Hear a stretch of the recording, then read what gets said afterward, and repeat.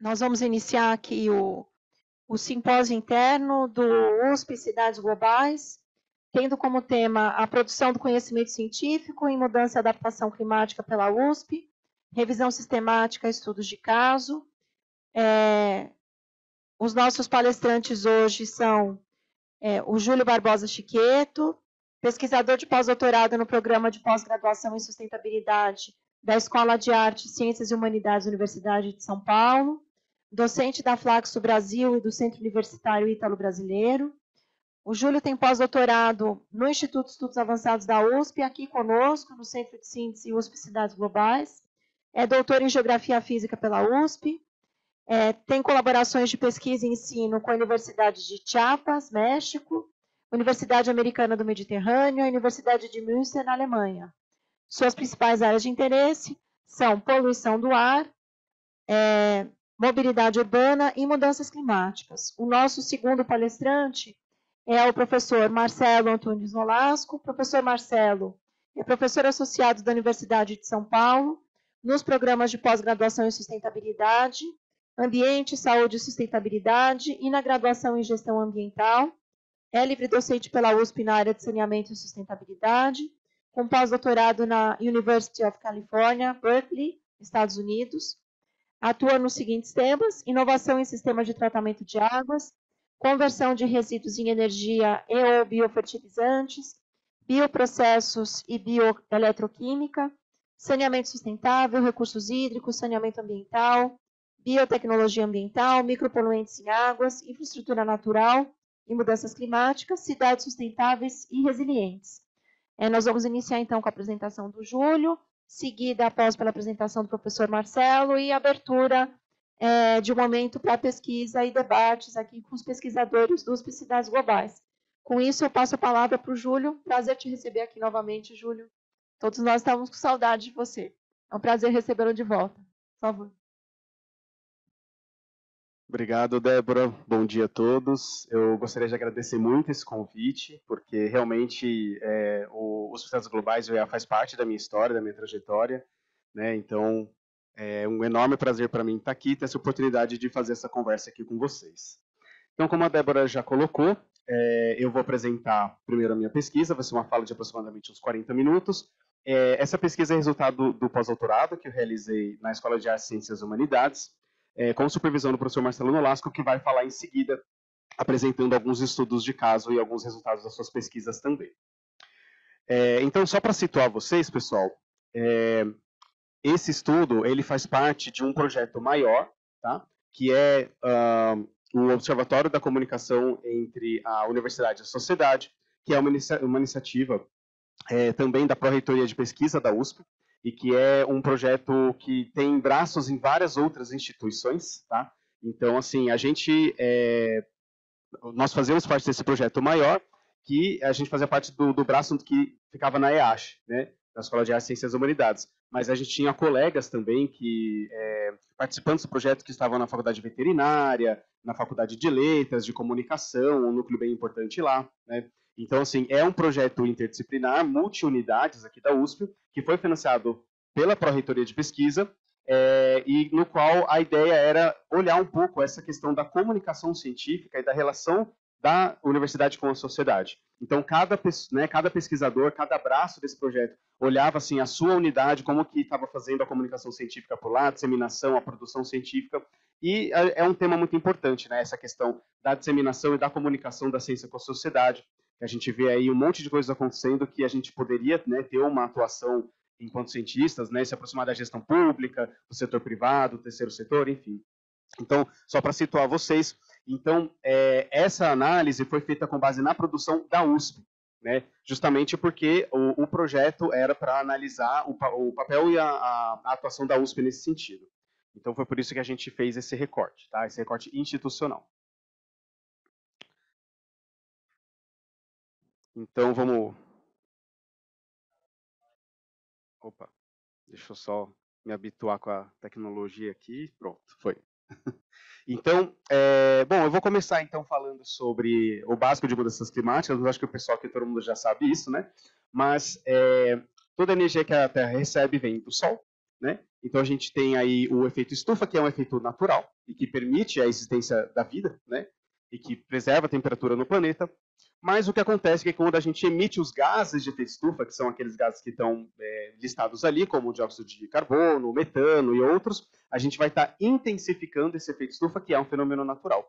Então, na realidade, o que acontece é assim, o efeito estufa ele funciona como se fosse um cobertor que você coloca sobre você numa noite fria, né? Aí você deixa de perder calor para o ambiente. E quando a gente emite essa quantidade enorme de gases de efeito estufa, a gente está incrementando essa camada. Então é como se nessa noite fria, ao invés de você usar só um cobertorzinho, você coloca mais 2 edredons em cima de você. Então você vai ficar com muito mais calor retido ali e vai começar a ter um superávit, né? Uma anomalia positiva de temperatura. Então, resumidamente, né, de forma bem resumida, assim, isso é o que é a questão do efeito estufa, né, e de como a gente, como ser humano, estamos alterando os ciclos biogeoquímicos da Terra e intensificando esse efeito, que é um efeito natural. Tá? Então é daí que vem a questão do aquecimento global, né, que vai, né, assim, se dar pelo aumento, né, da temperatura média do planeta, só que isso vai levar à questão das mudanças climáticas, né, vai perturbar o sistema climático do nosso planeta. Então, aqui, todas as etapas que eu falei. Então, a gente sabe que hoje em dia existe muito além do aquecimento global em si, né? As mudanças climáticas elas são um conjunto complexo de interações e de impactos, né? De transformações em longo prazo na atmosfera do nosso planeta que vão impactar em todos os outros compartimentos, né? Tanto a biosfera como a litosfera, a criosfera e etc, né? Então, ao longo da história, essas mudanças elas foram induzidas por motivos naturais, só que agora a gente percebe que é a ação do ser humano que está aí realmente intensificando e provocando esse desequilíbrio, né? Então, o aumento da temperatura vai levar, por exemplo, ao aumento na intensidade e frequência dos eventos extremos, né? Vai levar a mudanças nos ecossistemas. E se a gente muda o ecossistema costeiro, por exemplo, né, como está aqui nessa imagem, a gente vai impactar os ecossistemas tanto marinhos quanto terrestres, né, porque eles são todos interligados.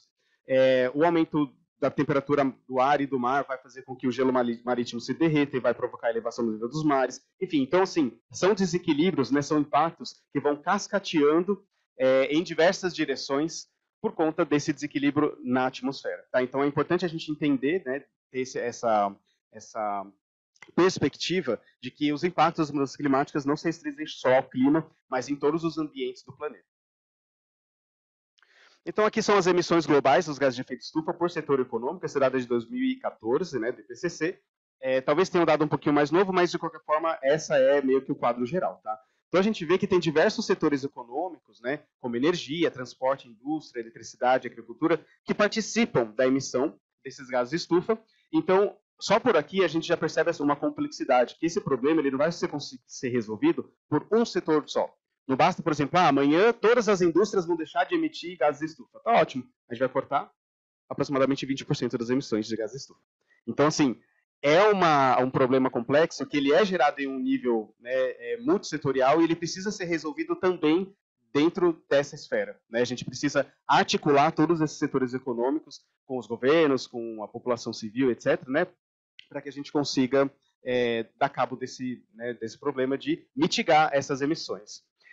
E para isso a gente precisa o quê? De uma ciência que seja clara, que seja assertiva e que saiba se comunicar com todos esses setores, né? Porque cada setor da sociedade vai precisar de uma estratégia de comunicação diferente. Então é importante que a gente tenha isso em mente quando a gente estiver disseminando nossos resultados enquanto pesquisadores, enquanto universidade, né? A gente precisa saber dialogar com todos esses setores. Então, por isso que a comunicação e a disseminação científica adquirem um papel importantíssimo nesse contexto. Aqui é mais um slide que fala dos impactos, né? A gente sabe que os aumentos das temperaturas levam, né, a alteração na ecologia dos vetores, aumento de alérgenos, impactos na qualidade da água, enfim. Já falei bastante disso, mas o que é importante aqui nesse slide é entender que existe uma sobreposição, né, da exposição aos impactos com as características socioeconômicas.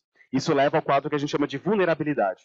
Então, quando eu estou falando de vulnerabilidade, eu não estou falando só das alterações ambientais, eu estou falando das questões socioeconômicas, como renda, por exemplo, né, que vão fazer com que alguns setores populacionais vão estar mais expostos do que outros. Tá? Então, isso é uma questão que a gente precisa considerar, porque normalmente, tá, as pessoas que estão mais expostas são as que menos contribuem para esse problema. Né? A população mais pobre, mais vulnerável, é a que está que sente mais de forma mais intensa esses impactos, só que, por outro lado, também é uma população que pouco contribui, né, com a emissão per capita para a emissão de gases de estufa.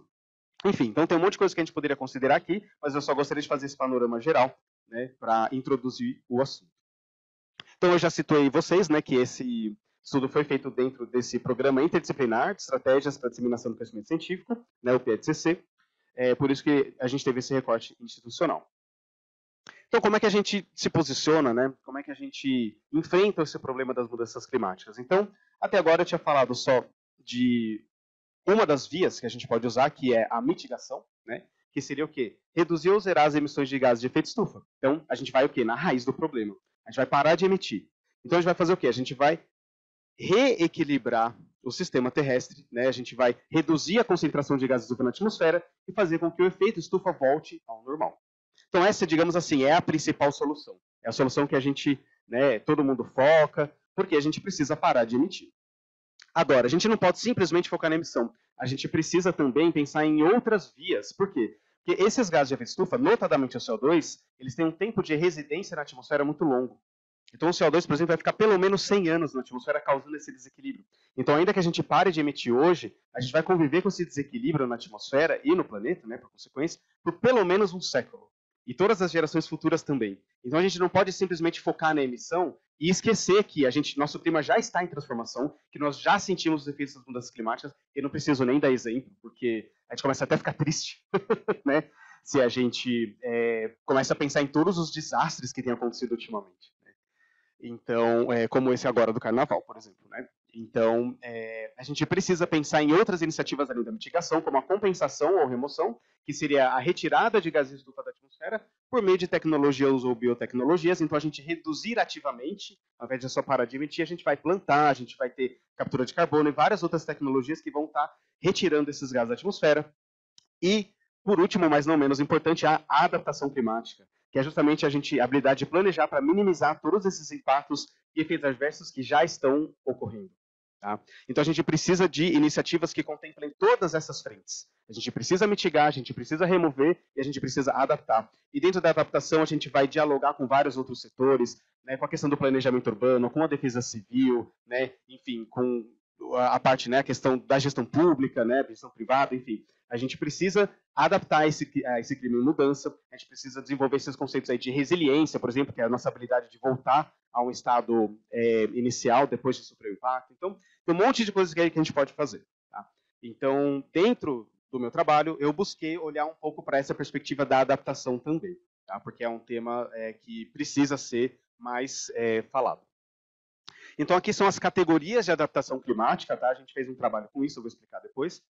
Mas, basicamente, existem 3 categorias, né? A adaptação por estrutura física, a adaptação social e a adaptação institucional, né? Então, são essas 3 categorias que dão conta de todas essas dimensões que a adaptação climática tem que ter. Então, a adaptação de estrutura física, por exemplo, a gente focar na questão tecnológica, de engenharia e infraestrutura, como, por exemplo, sistema de drenagem, modificação genética de grãos e por aí vai. A adaptação social seria aquela que já foca, por exemplo, na disseminação de informação, na questão cultural. Então, por exemplo, mapeamento de vulnerabilidades, né, disseminação do conhecimento, tudo isso envolve as questões sociais de adaptação. E a adaptação institucional, que é quando a gente olha para o planejamento, para as leis, para as políticas. Né? Então, por exemplo, pagamento por serviços ambientais, planos de adaptação nacionais, regionais e municipais. Então, a gente também, quando pensa em adaptação climática, a gente tem que pensar nessas 3 dimensões diferentes, tá? Para a gente estar aí fazendo um trabalho que contemple, né, tudo isso. Então, os objetivos e metodologia do meu trabalho seria realizar uma análise sobre essa produção do conhecimento pela Universidade de São Paulo e seus desdobramentos. Então, eu realizei 2 revisões, uma revisão bibliométrica com indicadores quantitativos e análise de palavras-chave, e uma revisão sistemática, que aí foi focada mais na adaptação climática. Tá? Então, foram duas etapas. Uma etapa de revisão mais geral, que a gente fez sobre a questão da mudança climática como um todo, e a revisão sistemática foi feita para a questão de adaptação. Os dados que eu peguei foram da Web of Science e do Cielo Citation Index. A gente usou o software VozViewer, a gente fez elaboração de agrupamento por palavra-chave, e um monte de resultados aí que eu vou mostrar. E agora eu estou na etapa final do trabalho, que é a entrevista com diferentes setores da sociedade. A gente está entrevistando, né, pessoas que são parte de universidades, de consultorias do setor privado, da gestão pública e de ONGs do terceiro setor. a gente está aí conversando com essas pessoas para entender, do ponto de vista daquele setor, qual é a relação que aquele setor tem com a disseminação do conhecimento, quais são os possíveis entraves e o olhar que aquele setor tem, na tentativa de tentar costurar um pouco isso e melhorar, e pensar aí quais seriam as melhores práticas para melhorar esse diálogo, essa disseminação e o impacto, né, dessas pesquisas na sociedade. Bom, então esse aqui é um fluxograma onde eu estou identificando as etapas do trabalho, né, das revisões principalmente. Então a gente tem aqui dados da Web of Science e da Cielo. Tem luzinha aqui, será? Deixa eu tentar. Acho que não. Bom, então aquele primeiro quadradinho coloca ali de onde eu tirei os dados. E embaixo a gente fez a busca por instituição e tópico. Então a gente pesquisou pelo tema mudanças climáticas, né, climate change, no título, nas palavras-chave e no resumo, né? Então a gente usou o campo tópico que tem lá disponível no Web of Science e no Cielo Citation Index, que ele dá conta do título, palavras-chave e resumo. A gente assumiu que alguma pesquisa que falasse de alguma coisa de mudança climática teria o termo mudança climática, pelo menos, ou no título, ou nas palavras-chave, ou no resumo, né? Então, isso, na parte de adaptação, resultou ali em 154 documentos, né? Onde a gente fez uma avaliação de aderência, a gente teve que olhar um pouco que adaptação era essa que a gente estava falando, então vou explicar isso mais tarde. E aí a gente fez, né, uma leitura de caracterização, onde a gente leu só o abstract, e aí com 20 documentos que foram selecionados, os 10 mais citados e os 10 mais recentes, a gente fez uma leitura detalhada, uma discussão do estado da arte. E por que isso? Os 10 mais citados seriam aqueles que têm o maior impacto, só que os documentos que têm mais citação, né, os artigos que têm mais citação, costumam ser os mais antigos, né, que vão acumulando essas citações ao longo do tempo. Então, para evitar esse viés de pegar só os mais antigos, a gente também fez questão de pegar os 10 mais recentes da nossa base de dados, que foi do ano de 2021, quando, na verdade, eu realizei o trabalho em 2022, então a gente usou o banco de dados até 2021. Bom, então, para essa avaliação da revisão sistemática da adaptação climática, a gente usou uma escala de relevância, né, para poder saber quais estudos a gente incluiria na adaptação e quais não. Né? Então, a gente fez uma escala de relevância, então, de 1 a 4. Relevância 1 seriam os estudos que realmente olham para a questão da adaptação climática, uma política, uma prática de adaptação. Relevância 2 seria aqueles tópicos relacionados com a adaptação, como vulnerabilidade, infraestrutura. A relevância 3 seriam estudos que têm uma potencial relação com esse escopo de adaptação. E a relevância 4 são aqueles estudos que foram excluídos, tá, da nossa base de dados, porque eles só estão olhando para a questão da adaptação biológica ou genética. E por que a gente excluiu isso? Porque, por mais que seja importante a gente falar da adaptação de um ponto de vista genético, ecológico, não é essa adaptação que a gente estava querendo entender. Eu já queria entender a adaptação do ponto de vista humano, né, social, do ponto de vista que ações que o ser humano, né, que a sociedade está implementando para se adaptar a esse novo clima. Por isso que os estudos estavam focando na adaptação exclusivamente genética ou biológica, a gente não considerou para essa base de dados, tá? Essa aqui foi uma lista de perguntas que a gente fez na revisão sistemática, tá? Então, foram aí, ficou um pouquinho desconfigurado o slide, mas dá para entender que eu vou guiar vocês aqui. Então, a primeira pergunta foi se ele aborda mitigação também, tá? Então, além de adaptação, ele está abordando mitigação, né? Se ele está fazendo essa avaliação conjunta dessas soluções. A segunda, a categoria de países abordados, se são só países desenvolvidos, em desenvolvimento ou ambos. Classe de adaptação, né, como eu expliquei para vocês anteriormente, né, se ela é física, social ou institucional. O tipo de evento que foi avaliado naquele estudo, então temperatura, onda de calor, seca, recursos hídricos, chuva intensa e inundação, impactos costeiros oceânicos ou outros. Né. A escala de abordagem ou esfera de governo, se é local, municipal, nacional, internacional. E também o ambiente ou bioma que foi pesquisado, né? Amazônia, Cerrado, Mata Atlântica, costeiro, marinho, rural ou urbano. Para todas essas tinha também o NA, né? Ou nenhuma das alternativas. Por exemplo, aqueles estudos que se tratam bem, por exemplo, das leis e das políticas, que não estão olhando para uma região ou para um evento específico, vai ser classificado como nenhuma das alternativas, tá? Então a gente fez esse mapeamento aí dessa produção científica, fazendo todas essas perguntas. Então aqui eu já tenho o primeiro resultado.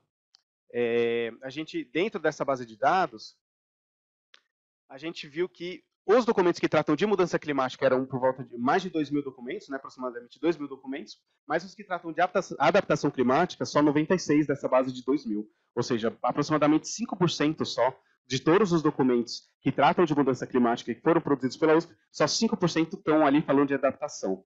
Então, isso já é um quadro que mostra como esse tema está pouco explorado, né, dentro dessa perspectiva, e que a gente precisa acrescentar, a gente precisa somar, a gente precisa fazer esse tema crescer aí nas nossas pesquisas. Esse aqui é um gráfico que mostra a evolução temporal da produção em mudança e adaptação climática. Então, a gente pode ver que o nosso dado começa lá em 1998, né, até 2021. Tem o número de produções por ano. E, em azul, a gente vê o número de publicações geral de mudança climática. E em laranja, a gente vê o número de publicações para adaptação climática. Tá? E a gente vê que tem alguns momentos de salto aí dessa produção. A gente ainda está olhando esses dados, tentando entender o que levou a essa intensificação da produção, por exemplo, em 2019, né? A gente vê que quase que dobra o número de produções, tanto de mudança climática quanto de adaptação. E a gente ainda está tentando entender. A gente supõe que, a partir de 2019, começou a ter um monte de eventos, né, de queimadas e de outros eventos extremos, né, em parte também por questões aí de negligência do governo federal. Então, a gente supõe que isso possa estar relacionado com maior interesse nas pesquisas de mudança climática, mas a gente ainda não tem como dar certeza, né? A gente precisa olhar com mais calma esses dados. Mas, de qualquer forma, dá para ver que os estudos de adaptação eles têm seguido essa tendência, né, de crescimento dos estudos de mudança climática também. Bom, então aqui eu vou falar um pouco dos meus resultados na parte de mudança climática. Deixa eu só beber uma água aqui, porque eu falo muito rápido. Bom, então essas aqui são as principais palavras-chave que a gente identificou. E é o número de ocorrências, né?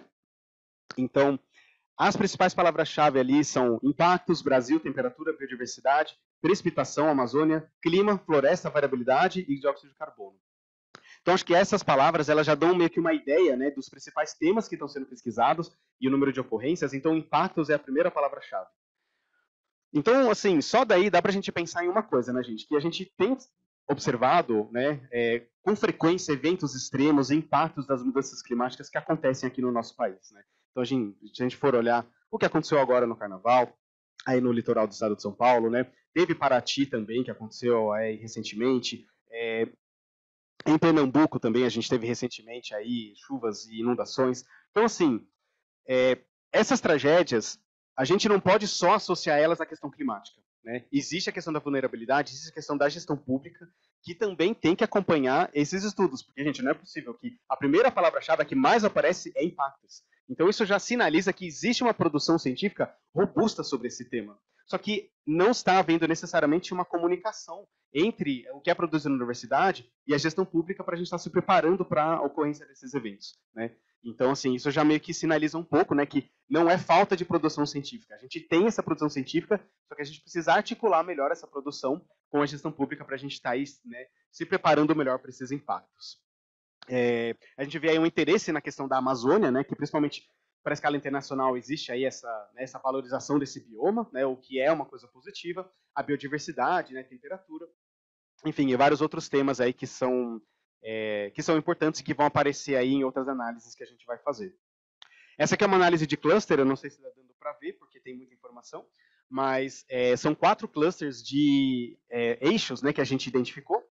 Então, seria assim, o maior cluster foi aquele verdinho, né, que a gente consegue associar com a questão de desenvolvimento vegetal. Ele tem as palavras-chave biomassa, dinâmica, fotossíntese, né, e floresta. Então, são aqueles estudos que estão olhando para o impacto das mudanças climáticas no desenvolvimento vegetal, por exemplo, ou na produção de biocombustíveis, etc.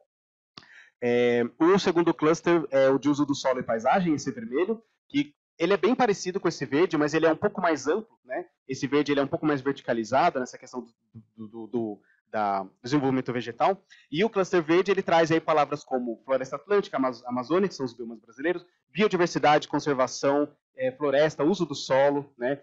Então, é um cluster que ele associa um pouco essas questões ecológicas, mas de um ponto de vista um pouco mais amplo, um pouco mais interdisciplinar. E claro que a gente não está aqui falando que um é mais importante que o outro, né? Pelo contrário, esses clusters eles são bastante complementares, né? O terceiro cluster é esse roxinho, no qual a palavra mudança climática faz parte, né? E a palavra adaptação também, né? E aí tem ali Brasil, impactos, gestão, performance e sustentabilidade. Então é um cluster que ele traz um pouco dessa dimensão humana da mudança climática, né? Que é super importante. E por fim, o cluster azul, que ele é o menor dos clusters, mas ele traz o quê? A questão dos estudos climáticos atmosféricos, né? clima, evolução, modelos, precipitação, América do Sul, quer dizer, então é um cluster que ele já tem uma escala um pouco mais continental dos estudos, né, em comparação com os outros que tem aí um recorte mais regional. Tá? Então esses foram as principais áreas, os principais agrupamentos de pesquisa que a gente identificou para a questão de mudança climática na nossa base de dados. Isso aqui já é parte de um artigo que a gente submeteu, que já está aí disponível como pré-print, tá? Depois a gente pode conversar melhor sobre isso, para quem quiser. Esse daqui é um recorte que a gente fez temporal, né? Avaliando a produção de 1991 a 2017, comparando com a produção de 2018 a 2021. Então, quais são os temas que eram mais popularizantes e se eles permanecem nos últimos anos, né? Como temas também recentes e populares. O que a gente vê, principalmente, é que esse cluster verde, ele meio que incorporou todas essas palavras-chave ecológicas, né? Então, assim, a questão da Amazônia, da biomassa, floresta, esse cluster verde incorporou tudo isso. Antes, no primeiro período, de 91 a 2017, essas palavras ecológicas elas estavam espalhadas por todos os agrupamentos, e aí elas foram concentradas nesse cluster verde nos últimos anos. O cluster vermelho tinha um termo como, por exemplo, global warming, né, aquecimento global, que nos anos recentes ele já não aparece, quer dizer, esse é um termo um pouco desatualizado, né, porque a gente fala de mudança climática, é uma questão muito mais complexa, né, como eu falei para vocês no começo aqui da minha apresentação. Então a gente fala de mudança climática hoje em dia, que é um termo bem mais abrangente. E finalmente houve uma expansão desse cluster roxo, que antes ele estava olhando mais para questões ecológicas também, como os padrões, evolução, biodiversidade, e aí ele passou a incorporar a questão de uso do solo, gestão, impactos e adaptação e sistemas, serviços ecossistêmicos. Então esse cluster ele realmente passou, né, a ser mais interdisciplinar e é o que está olhando a adaptação. Então isso aqui é um ponto importante, mostra que os estudos de adaptação climática eles estão ficando cada vez mais interdisciplinares e a gente realmente precisa disso. Tá? Bom, passando aqui para o próximo, aqui é a origem de coautoria das instituições brasileiras que fizeram estudos de adaptação climática. Então a gente tem uma predominância das regiões mais populosas, né, como o Sudeste e Nordeste, que concentram aí 2/3 da produção, né, da origem da instituição. Isso é a USP fazendo parceria com outras instituições, né? Qual que é as instituições parceiras da USP nesses estudos? Então a gente vê a predominância dessas regiões mais populosas do país. O que, por um lado, é bom, né? Mas aí fica faltando um pouco de atenção para as regiões menos populosas. Bom, agora o recorte de adaptação climática que a gente fez. Então, aqui tem a distribuição em porcentagem da avaliação de aderência que a gente fez. Então, cerca de 37% dos documentos de adaptação climática foram classificados como a menor relevância possível, né, relevância 4, que é aquele que olha só para a questão de adaptação biológica ou genética, né? Então, a gente não incluiu esses estudos. Então, daqueles 154 estudos que a gente pegou sobre adaptação, a gente teve que descartar 1/3 porque eles estavam olhando só para essa questão ecológica e não consideravam as componentes humanas. Por outro lado, 1/3 desses estudos foram de prioridade 1, né, de relevância 1, que estavam aí realmente olhando as ações de adaptação, as políticas, os cases de sucesso, né? Então, foi também um resultado interessante. Aqui são as principais palavras-chave para adaptação, né? Então, aí, impactos aparece também para adaptação, tá? Então, isso não é uma coincidência, quer dizer, a gente realmente está olhando para essa questão dos impactos, tanto em mudança climática, quanto que a gente olha só para adaptação. Mas aí temos vulnerabilidade, cidades, governança, gestão, temperatura, sustentabilidade, clima e fisheries, que seriam os pesqueiros, né? Então, a gente já consegue olhar aí, nessas palavras-chave de adaptação, que existe um recorte da adaptação mais voltado para a integração com as ciências humanas e também para questões costeiras, né? A gente vai ver aí que isso vai aparecer nos nossos agrupamentos de adaptação climática. Então, aqui é a análise de cluster, né, de agrupamentos. Então, o cluster com mais itens a gente identificou como as ações de adaptação e governança, que relacionam com aqueles estudos, né, de prioridade 1, né, que seria ali a capacidade adaptativa, a agricultura, desafios, né, a adaptação baseada em ecossistemas, policy ou public policies, né, as políticas públicas. Tá? O segundo cluster estava relacionado com as questões do ambiente urbano e saúde, como, por exemplo, cidades, clima, ambiente, né, mortalidade, vulnerabilidade. O terceiro cluster com questões costeiras ou de segurança alimentar. Então, aparecia ali, né, fisheries, né, os pesqueiros, segurança alimentar, ecossistemas marinhos e adaptação estava ali. Tá? Então, isso é um componente forte dentro da pesquisa em adaptação climática. E, por fim, apareceu um cluster separado com a palavra Brasil, de todo o resto. E a gente ficou tentando entender o que significa isso, né? Será que significa que ninguém está olhando para isso, né? Na realidade, depois de olhar um pouco e nos debruçar um pouco sobre essa base de dados, a gente chegou na conclusão de que se essa divisão foi feita dentro, né, dos clusters e do agrupamento do VozViewer, é porque nenhum dos outros 3 clusters tinha uma predominância sobre os estudos feitos para o Brasil. Ou seja, o Brasil está separado de todos não porque ele não está incluído, mas porque ele está igualmente distribuído entre todos esses clusters. Do contrário, essa palavra Brasil estaria fazendo parte ou do cluster verde, ou do vermelho ou do azul. E a gente estaria, putz, os estudos que estão sobre o Brasil estão ali. Mas na realidade não. Na realidade, isso eu acho que é um bom sinal, tá? Que a gente vê que os estudos focados aqui no nosso país estão igualmente divididos entre todas essas outras dimensões aí da adaptação climática. Tá? O que não significa que a gente não possa fazer nada para melhorar, mas é só uma forma de interpretar esses dados, né, que faz sentido para a gente. A análise de coautoria, né, a região de origem das coautorias, mostra que para a adaptação climática, são as regiões mais desenvolvidas do país que predominam na produção, né, região sudeste e sul, que dão conta aí de aproximadamente 2/3 dessa produção. Né? Então, tanto para a mudança climática quanto para a adaptação, a região sudeste é a que mais produz, né? Só que para a mudança climática a gente tem a participação da região nordeste, né? Então são as mais populosas, e para a adaptação climática a gente tem a região sul, ou seja, sul e sudeste são as regiões mais desenvolvidas do país. Então a gente percebe que fica faltando um pouco de atenção, né, para os estudos de adaptação climática para as regiões menos desenvolvidas do nosso país. Né? Então isso é uma possível lacuna de pesquisa aí que a gente conseguiu identificar. Então, aqui olhando para as categorias de adaptação, a gente vê que existe uma boa divisão entre as 3 categorias de adaptação, tanto a institucional, quanto a social, quanto a de infraestrutura física, né? Sendo que a adaptação social ela tem um pouco mais de prevalência, com 38%, e a de física e infraestrutura um pouco menos, com 25%. Mas ainda assim são relativamente equivalentes. E o que a gente interpretou disso é que os estudos de vulnerabilidade, eles são a maior parte dos estudos dessa parte de adaptação social. Tá? Então, por isso que tem muitos estudos de mapeamento de vulnerabilidade, então por isso que essa adaptação social tem uma porcentagem maior. Os estudos de adaptação institucional, eles levam muito em consideração a análise de planos de adaptação e de legislação, tá? E os estudos da parte de infraestrutura e física, eles estão olhando muito para a questão da resiliência de agricultura, né? O que é uma coisa super importante também para o nosso país. Mas a gente também suspeita de que possam ter diversos estudos que olham para essa questão, né, da infraestrutura física, como, por exemplo, na parte de saneamento, etc., que o professor Marcelo vai falar mais tarde, que não estão necessariamente indexados com a questão de mudança climática ou adaptação.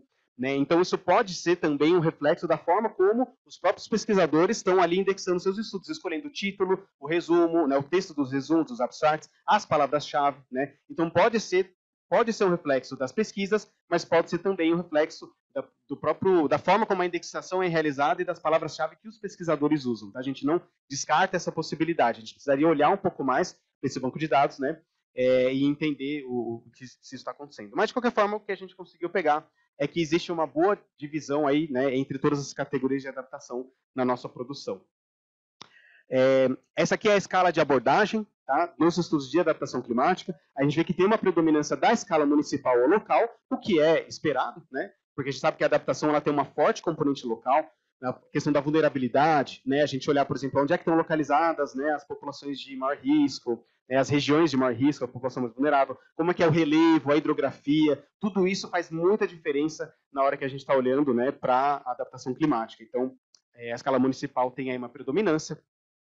Também apareceu bastante na escala estadual, né, e na escala nacional e na escala internacional também. Então, existe uma boa divisão, apesar do foco na escala municipal, existem estudos em todas as escalas, né, na questão de adaptação. Agora, em relação ao ambiente ou bioma pesquisado, a gente vê que aproximadamente 70% da produção foca em ambientes costeiros, marinhos, urbanos ou em nenhum ambiente em específico, né? Sendo que apenas 30%, né, 1/3, se divide entre todos os outros ambientes que a gente olhou, como a Amazônia, Cerrado, Mata Atlântica, os ambientes rurais, né, e os outros biomas brasileiros. Então, isso daí foi, né, a gente não esperava, né, esse resultado. A gente viu que tem um foco muito intenso, né, nas regiões mais populosas, né, isso faz sentido, né, porque a gente vê aí esses impactos, né, que causam tragédias e mortes nas cidades, e também espera-se que as regiões costeiras vão sofrer impactos de mudança climática por conta da elevação dos níveis dos mares, a erosão costeira, né, a desestabilização dos ecossistemas costeiros. Então, e a maior parte da população está concentrada ou nas costas ou nas grandes cidades. Então, acho que isso é um reflexo, né, dessa produção. Quer dizer, ao contrário, né, essa produção é um reflexo desse fenômeno, só que a gente não pode também largar todos esses outros biomas e ambientes sem estudar a adaptação. Tá? Então, aqui eu só queria fazer um disclaimer, porque para a mudança climática, a gente vê uma produção muito expressiva para a Amazônia. Tá? Para a mudança climática, mas não para a adaptação. Tá? Então, o nosso banco de dados identificou que existe esse descompasso entre os estudos que são feitos para a mudança climática de uma forma geral e os estudos voltados para a adaptação, que não estão contemplando da mesma forma todos os ambientes e biomas brasileiros e as populações, né, que vivem neles, incluindo as populações mais vulneráveis, né, e originárias, etc. Em relação ao tipo de evento ou impacto, quase um terço dos estudos de adaptação não está olhando para um evento ou impacto específico. Então, por exemplo, o estudo que está avaliando ali um plano de adaptação nacional não está olhando para um evento só, né? Ele está olhando para um panorama geral. Mas os eventos que têm maior concentração de estudos, né, é principalmente para temperatura e onda de calor, e seca e recursos hídricos. Então, esses daí, somados com os que não olham para nenhum, é cerca também de 70% da produção. E aí, mesma coisa, sobra 30%, né, para os impactos costeiros, né, para a chuva extrema e inundação, como a gente viu aí, por exemplo, esses impactos acontecendo recentemente. Então, é uma coisa que a gente precisa intensificar para a adaptação climática. Tá? Agora eu estou na etapa das entrevistas, né? Eu ainda não trouxe um resultado muito consolidado, porque eu ainda estou analisando esse material, ainda estou escrevendo, né? Mas o que a gente conseguiu perceber são alguns pontos que eu trouxe aqui, né? Então a ideia é também costurar um pouco os dados que a gente obtiver nessas entrevistas com o que foi feito na revisão sistemática, né? Mas de qualquer forma o que a gente percebeu é que para o setor privado a entrevista que a gente fez, a pessoa destacou a importância da defesa civil. Então, o setor privado, assim, principalmente essa parte de consultoria ambiental, ressalta que a defesa civil é um órgão muito importante, que dialoga também com as consultorias, com o setor privado. Então, que foi uma coisa que apareceu assim, de forma muito forte na entrevista. Tá? E uma pergunta, né? Como incorporar o risco climático na métrica corporativa das empresas, né? Então, quais são os dados que a gente tem que levar para o setor privado para que ele se mobilize mais, para que ele se engaje mais com essa pauta, né? Como é que a gente faz essa conversa dos dados que a gente gera aqui na universidade para incorporar isso dentro da métrica corporativa das empresas, né? Como é que a gente faz essa articulação? Essa foi uma pergunta que seria, né, interessante a gente buscar responder. Para a gestão pública, o destaque foi para a importância da pesquisa interdisciplinar, né? Então a gente conversou com uma pessoa do CEMADEM, né? Então ela ressaltou essa importância da pesquisa interdisciplinar e o co-design das pesquisas com participação popular. Então, assim, quando a gente pensa nas nossas pesquisas aqui na universidade, muitas vezes a gente acaba concebendo os projetos de pesquisa sem considerar esse panorama todo, né? Então é daí que vem essa ideia do co-design, seria você desenhar o seu projeto de pesquisa já pensando nas prioridades dos outros setores, ou da gestão pública, ou do setor privado, ou, né, do terceiro setor, enfim. Na hora que você desenha o seu projeto, você já insere esse projeto em uma perspectiva intersetorial. Né? Porque muitas vezes a gente pode até estar pesquisando coisas que são de interesse dos outros setores, só que a gente não está articulando a nossa produção com isso, a gente não está falando de uma forma que eles vão entender. Então é muito importante ter esse co-design das pesquisas, porque daí você já vai desenhar o seu projeto de pesquisa de uma forma que vai ser mais fácil essa disseminação. Tá? E além disso, existe a importância dessa participação, não só no design, mas também na execução das pesquisas, e também na disseminação dessas pesquisas. Então é o co-design, é a coprodução e a co-disseminação desses resultados. Né? Então, a gente está dialogando com os outros setores em todas as etapas da nossa pesquisa. Tá? Isso daí é um ponto que apareceu bem forte quando a gente fez essa entrevista com a pessoa do CEMADEM.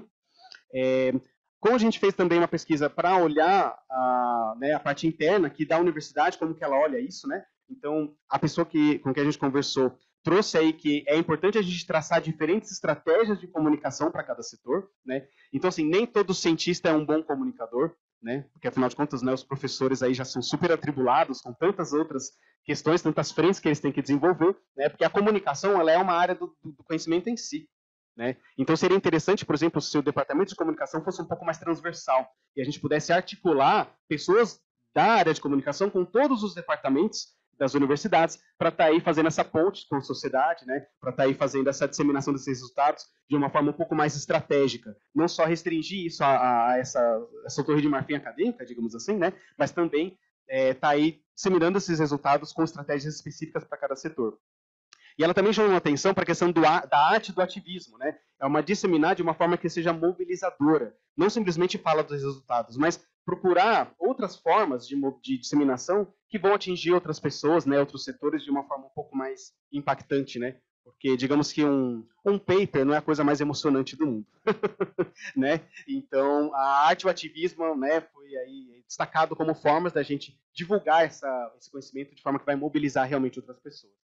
E, finalmente, a entrevista com o terceiro setor trouxe aí a questão desse processo que acontece, né, do lançamento do relatório do IPCC com a realização das COPs, e esse processo é um importante articulador da ciência com o setor privado e público. Tá? Então, pessoa de uma ONG, né, que trabalha com o setor privado e público, que falou que o IPCC traz ali os resumos, né, Summary for Policymakers e tal, e isso é incorporado nas COPs, né, e aí todas as COPs sempre vão ter um tema, né, então esse tema que as COPs trazem, para quem está dentro, às vezes parece óbvio, mas para essas COPs elas são importantes porque elas repercutem em todos os outros setores. Então, essa articulação do IPCC com as COPs, ela tem se mostrado, né, para o terceiro setor como uma importante via de disseminação científica, porque daí, a partir disso, tanto o setor privado quanto o público, principalmente na escala nacional, né, os secretários, etc., todas as pessoas que vão participar das COPs, elas vão estar ali absorvendo aquela informação e vão entrar ali dentro daquele, né, do que estava sendo proposto. E, finalmente, ela também destacou a importância da escala subnacional, né, principalmente aí durante um período que a gente teve onde houve um certo desmantelamento, né, das políticas públicas ambientais a partir do governo federal. Então, ela destacou que, durante esse período, foi importante se articular com as prefeituras, com os estados, com as secretarias, né, que essas entidades, né, em escala subnacional, estavam, de certa forma, protagonizando, né, a questão da ação climática, seja em mitigação, seja em adaptação, que o governo nacional não estava fazendo, né? Então, ela trouxe a importância da escala subnacional e como isso foi importante ali, do ponto de vista de dar uma continuidade da pauta climática durante esse período. Bom, gente, eu estou chegando já no final da minha apresentação. Então, aqui tem algumas das conclusões que a gente traz a partir desse banco de dados. Então, a gente trouxe aí os principais agrupamentos de mudança climática, o impacto no desenvolvimento de florestas e plantas, uso da terra e ecologia, adaptação, governança e estudos climáticos. Então, existe uma produção científica robusta sobre os impactos, né? Como a gente vê que impactos é a principal palavra-chave tanto para a mudança climática quanto para a adaptação. Porém, a gente precisa, então, reforçar essa comunicação da produção científica com a gestão pública para dar conta desses impactos. Porque informação tem, né? Aviso tem, mas nem sempre existe uma ação. Então, a gente precisa realmente nos articular melhor. A maior parte da produção concentra-se ou nas regiões mais populosas ou nas mais desenvolvidas do país. Então, a gente precisa aí, incluir, né, regiões menos populosas, menos desenvolvidas nas nossas pesquisas aqui do nosso país. Para a questão de adaptação, né, tem uma predominância de estudos voltados, em especial, aos ambientes mais populosos, como os urbanos e os costeiros. A gente não encontrou, com esse banco de dados, evidência, né, de adaptação para comunidades rurais ou regiões menos populosas do Brasil para os diferentes biomas. Então, essa seria uma possível lacuna de pesquisa para a adaptação climática que a gente identificou. E, além disso, muitos autores, isso apareceu nas entrevistas também, se debruçam sobre essas questões que envolvem essa articulação intersetorial. Como que a gente faz, né, para realizar essa interlocução entre a ciência e os outros setores, né? Então, a gente já entendeu que a gente precisa de estratégias específicas de comunicação para cada setor. Então, isso é uma coisa que a gente precisa também desenvolver nas pesquisas sobre mudança climática e adaptação. Porque, como a gente viu lá no começo, esse é um problema de origem intersetorial, então a gente só vai conseguir resolver também articulando todos os outros setores. Quase metade dos documentos avaliados aborda a mitigação em conjunto com a adaptação, o que foi uma boa surpresa, né? A gente precisa levar essas soluções conjuntas. E tem uma boa divisão entre os aspectos institucionais, sociais e físicos da adaptação climática, o que também foi uma feliz surpresa para a gente. E, inclusive, agora eu vou já estar aqui passando a palavra para o professor Marcelo. Ele vai falar um pouco mais sobre as pesquisas que ele desenvolveu lá na EASH, né? inclusive, dialoga muito com essa questão da adaptação física, né? A questão de saneamento, né? A questão, enfim, dos biocombustíveis e tudo mais, dialoga bastante. Então, a gente vai poder ver alguns estudos de caso aí, que vão estar sendo apresentados. Eu fiz um panorama geral da produção desse conhecimento, e agora a gente vai olhar alguns estudos de caso, né, que têm sido desenvolvidos dentro dessa perspectiva. Então, é isso, gente. Obrigado pela oportunidade, e eu fico aí aberto também para a gente conversar após a apresentação do professor Marcelo.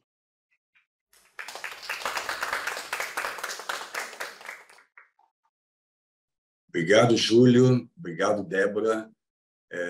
Colegas que estão aqui participando. Prazer enorme estar aqui no IA. A oportunidade de ter trabalhado com o Júlio Chiqueto nesse ano de 2002 foi uma satisfação muito grande, né? Esse é um campo desafiador para mim, e o Júlio trabalhou de forma muito autônoma em sua pesquisa, né? Então, ele tem uma desenvoltura, uma capacidade de trabalho, de empenho na pesquisa espetacular, né? Então, parabéns, Júlio. Quero deixar registrado aqui que foi, para mim, também um aprendizado muito grande essa parceria aí da pesquisa, né, realizada com apoio da Pró-Reitoria de Pesquisa. Eu gostaria muito de estar presente fisicamente aí com vocês, mas desde ontem eu estou com uma questão de saúde aqui que me impede estar aí com vocês. Então, espero que, apesar da voz prejudicada, que eu consiga trazer, né, os pontos principais aqui do tema a qual eu fui convidado, né, para participar. Então, eu sou Marcelo Nolasco, eu trabalho na Escola de Artes, Ciências e Humanidades, a minha sede principal, né, também conhecido como a USP-Leste, e sou da área de saneamento básico, né, venho trabalhando com esse tema e, com o passar do tempo, influenciado também por questões de pesquisa mais recente, mas também com o ambiente na qual estou cercado na universidade, né, na minha unidade, que é muito interdisciplinar, né? Então, aos poucos, em função do perfil dos alunos, dos editais de pesquisa, a gente foi acabando por ampliar, né, os tópicos de pesquisa. Então, o tema mudança climática relacionado ao saneamento, ele surgiu na minha vida muito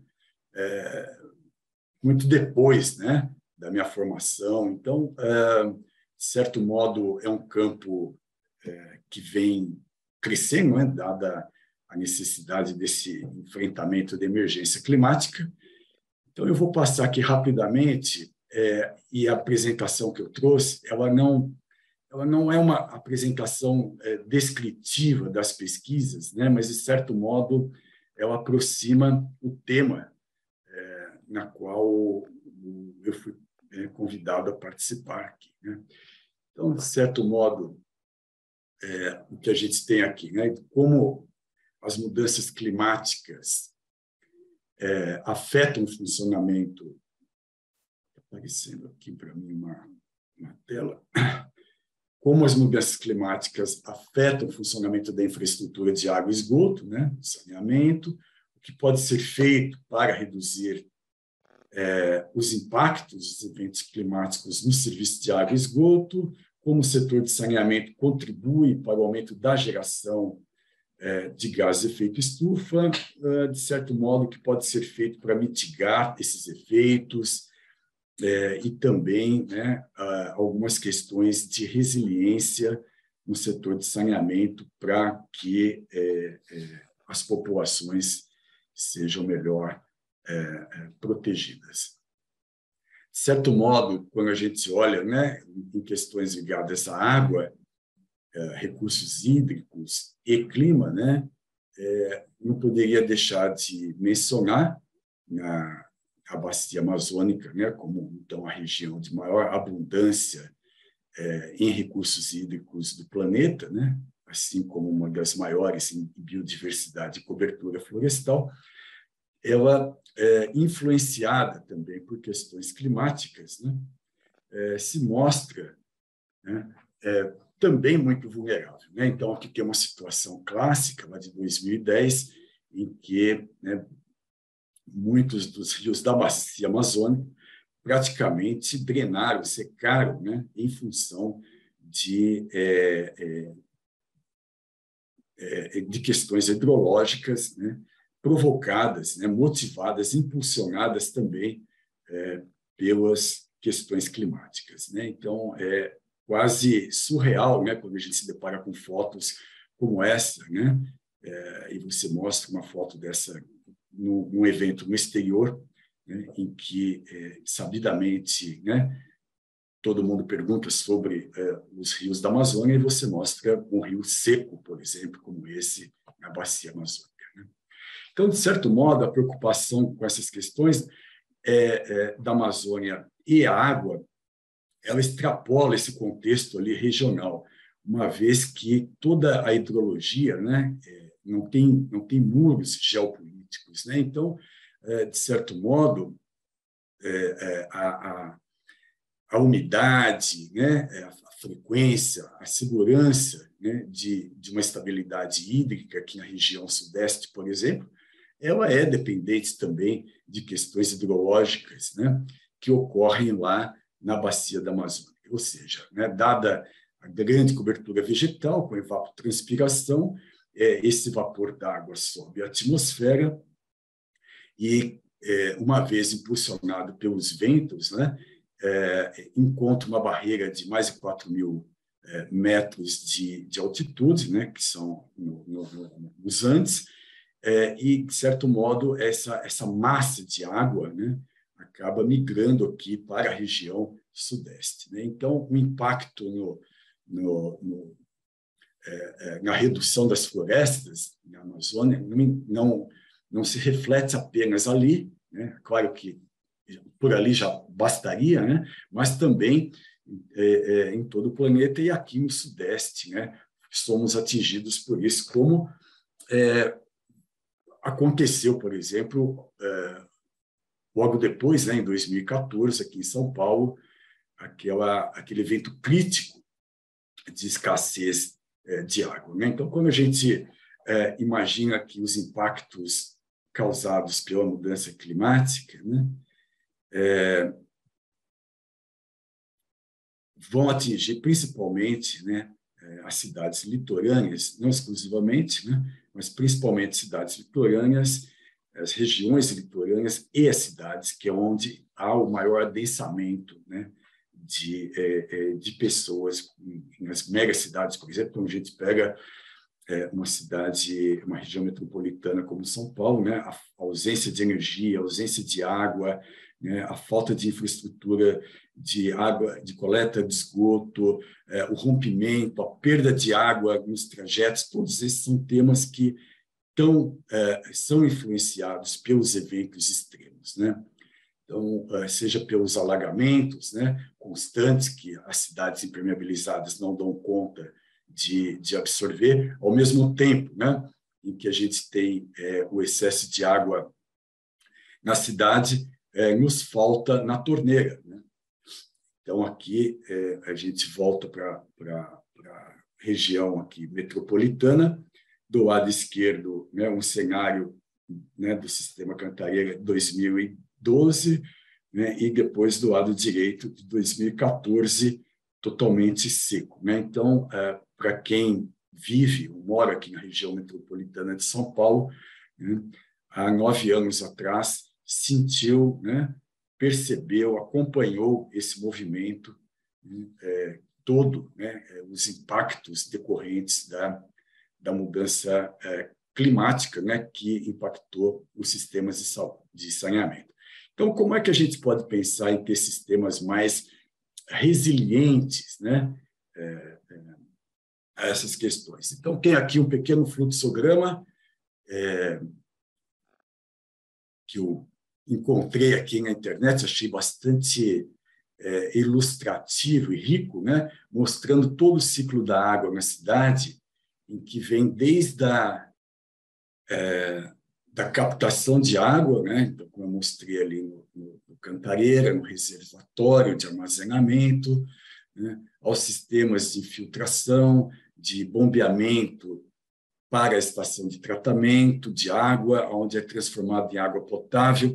Em todos esses processos tem perdas e tem altos consumos de energia.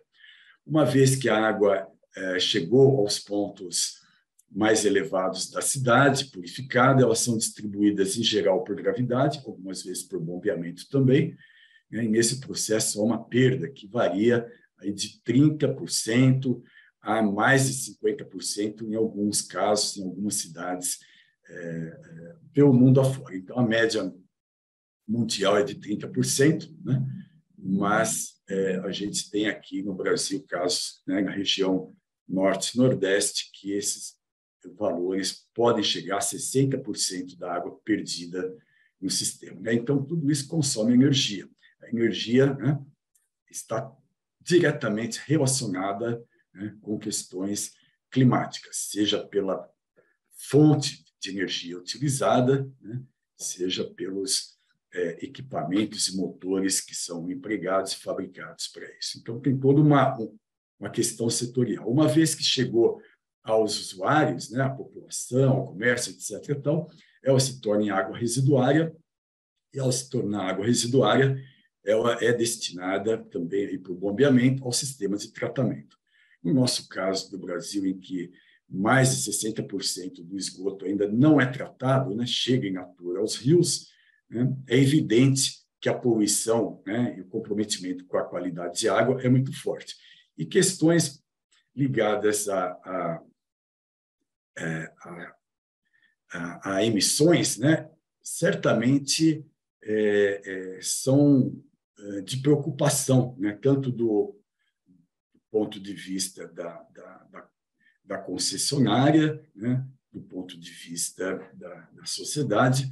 Por quê? Né? Nos sistemas de geração de águas residuárias, há uma grande quantidade de matéria orgânica, à base de carbono, de nitrogênio, que, uma vez que atinge os corpos hídricos, elas vão sofrer transformações, né? Essas transformações, em geral, são realizadas, mediadas por micro-organismos, e esses micro-organismos emitem gás de efeito estufa, né? A saber, né, o gás carbônico, quando muito anaeróbio, como é o caso de rios aqui da região metropolitana de São Paulo, como Pinheiros, Tietê, também o gás metano, porque ele já, né, é muito pobre em oxigênio, então as bactérias anaeróbias ali vão liberar o gás metano. E, ao passar no decorrer do processo, esses gases também, essa matéria orgânica vai sofrer uma transformação, principalmente quando é a base de nitrogênio, para se transformar em outros gases de efeito estufa, que eu vou mencionar mais à frente. Então, quais são os impactos, né?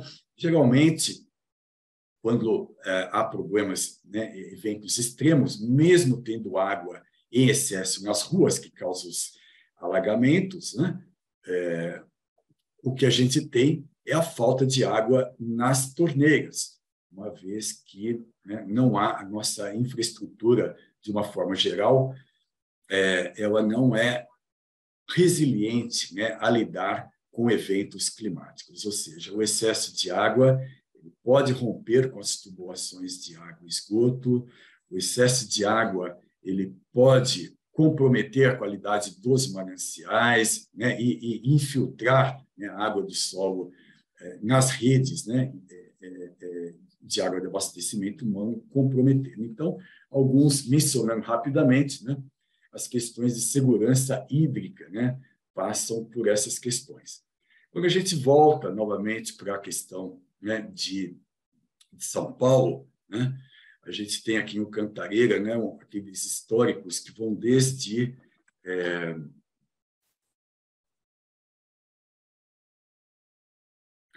o histórico de vazão de água, né, que ele é bastante reduzido, né, quando chega aqui já por volta de 2013, 2014, né, o que fez com que levou a essa condição crítica que eu mencionei.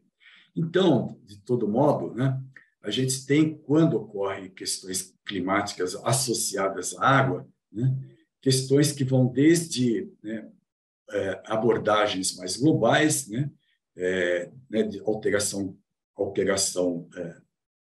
da alteração climática e seus impactos, né, no clima, na hidrologia, na microbiologia. Por que na microbiologia? Né? Porque muitos organismos patogênicos eles se desenvolvem melhor em ambientes mais quentes, né? Então, é o caso da legionela, né, que pode ser mais resistente ao tratamento na água quando esta está mais aquecida, né? Mas também tem muita relação com a disponibilidade de água, com a qualidade dela, né, que são pontos importantes, né, de como a engenharia de infraestrutura vai lidar com isso, né? Ou seja, de como fazer acontecer que, independente das alterações da qualidade de água no ambiente aquático, elas vão chegar ao indivíduo, né, com uma qualidade que seja compatível, né, com o que a gente chama de potabilidade, né, de tal forma que não ocorra, né, alterações na saúde humana. Então, seja por questões de micro-organismos, né, seja por questões químicas, uma vez que a alteração da temperatura da água nos rios e reservatórios, né, também aumenta a solubilidade de substâncias químicas, né, que muitas vezes vão chegar à estação de tratamento e os sistemas não são preparados para remover essas substâncias e vão, de certo modo, fazer parte da água, né, da composição da água potável, infelizmente. Bom, então a questão de adaptação, né, a essas questões é muito recente, né, na história do saneamento básico, né? Então, como lidar com essas ameaças, né? Fazer estudos preditivos, né? Quais são as ameaças, né, que as mudanças climáticas podem trazer de tal forma que tem uma relação forte com a saúde humana, né? Então, a necessidade de planos de segurança hídrica nacional, regional, local, né, são muito importantes, porque eles permitem, né, lidar melhor com as incertezas, né, frente a cheias, frente a incidentes relacionados à poluição, mas também, né, permitem, vamos dizer, ampliar o debate, né, um ponto necessário, de tal forma que se melhore a governança com participação de diversos setores da população, com transparência nas informações, algo que falta aqui em nosso país. Historicamente, a gente tem muita dificuldade, né, em obter informações das concessionárias, né, sobre sistemas, seja as questões econômicas, técnicas, de qualidade de água potável, de tratamento de esgoto, enfim, né? Isso é algo que precisa mudar, né? Ou seja, né, essa proatividade, né, ela já foi pior, né, mas ainda está muito distante de uma situação aceitável. Bom, então, a adaptação é o ponto-chave, como diz o colega, né, o Júlio Chiqueto, né, da necessidade de se adaptar. Então, quando a gente traz, né, que é o nosso campo de pesquisa ali no laboratório, essas questões, né, a gente tem que perguntas, né, vamos dizer assim, né, que conversam principalmente com as questões de esgotamento sanitário. Isso porque, né, a questão do abastecimento de água potável, de certo modo, a infraestrutura já está, né, praticamente quase toda montada, estruturada, mas a questão de coleta, tratamento e disposição de esgotos, não. É algo que em nosso país ainda está muito incipiente, né? Haja vista as questões todas que nós assistimos aqui em São Paulo, região metropolitana, com alguns projetos que vêm ganhando força, né? Mas ainda muito insuficientes para a despoluição. Então, as questões de mudança climática, né, afetam também, né, os sistemas de tratamento de esgoto e, assim, por outro lado, né, os sistemas de tratamento de esgoto também eles têm relação forte com as mudanças climáticas, né? Como se dá isso, né? Bom, de certo modo, quando a gente olha uma estação de tratamento de esgoto, né, só voltando, essa foto aqui é de Barueri, né? Uma das maiores estações de tratamento de esgoto do mundo, se não a primeira na América Latina, né? Em tamanho, consome um volume de energia enorme e ao mesmo tempo, né, essa energia tem relação com gás de efeito estufa, mas também o próprio tratamento biológico envolvido, que é esse o campo que a gente atua, também tem. Então, quando não se trata o esgoto, vamos dizer, e se joga diretamente no rio, né, eu já mencionei que há uma geração forte de CO2, gás metano e o óxido nitroso que vai ser lançado na atmosfera. Então, os sistemas eles são primordialmente preparados, né, para diminuir o quê? A poluição hídrica, né? Mas, conforme eu mencionei, os sistemas de saneamento, o sistema de tratamento, eles mundialmente têm uma contribuição forte também na emissão de gases de efeito estufa, né? Então, a gente tem aqui possibilidades, né? Em todas elas há consumo de energia e nos sistemas biológicos, como está aqui à direita, né? Nos tanques de geração, há uma enorme geração de gases de efeito estufa pelos micro-organismos, né? Aeróbios, em muitos casos, dependendo do sistema, como embaixo, anaeróbios, né? Gerando biogás. E o biogás é o quê? Né? Principalmente formado por CO2 e CH4, né? Que é o gás metano principal aí de contribuição de gás de efeito estufa. Principal em termos quantitativos, mas não totalmente. A gente tem, por exemplo, que o óxido nitroso, mesmo em sistemas aeróbios, né, que até pouco tempo havia uma defesa de que os sistemas anaeróbios eles geravam gás, né, metano, gás de efeito estufa, mas uma vez queimado ou aproveitado, né, como fonte energética, estava resolvido. E os sistemas aeróbios não tinham esse problema, até que se, né, avaliou que a grande quantidade de estações, principalmente nos países desenvolvidos ou cidades maiores em países em desenvolvimento, utilizam sistemas, como o caso da Sabesp, que são lodos ativados, que são sistemas aeróbios e produzem uma enorme quantidade de gás de efeito estufa, como é o caso do óxido nitroso, que tem um potencial, né, equivalente de aquecimento muito maior do que o gás carbônico e o gás metano, né?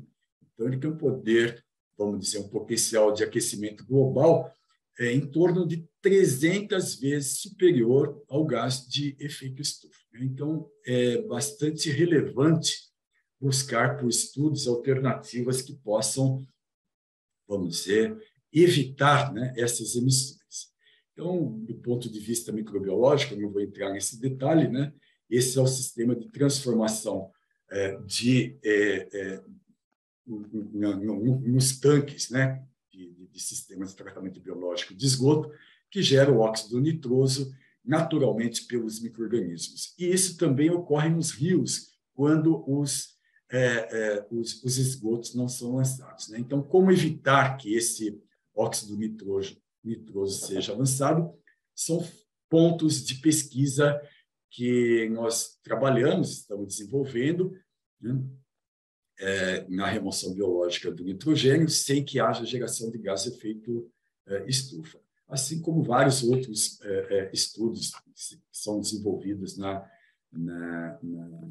nos Estados Unidos e universidades europeias também, né, alinhados a esse ponto, né? Então, diferente do passado, hoje não se dá mais para, né, falar em segurança hídrica, segurança energética, segurança alimentar, né, separadamente, como setores, como silos, né? Há necessidade de buscar essa integração de setores, né, em função do enfrentamento à mudança climática, né? Então, pensar em energia renovável, recuperação de nutrientes, reuso de esgoto pode aumentar, né, a resiliência, né, dos sistemas de produção de alimento, dos sistemas energéticos e dos sistemas hídricos. Então, hoje, transformar, né, um sistema que era um problema, que é o esgoto, em uma fonte, né, importante de contribuir com a solução de emissões, mas também de captura, né, e de gás de efeito estufa em sistemas de tratamento de esgoto, né?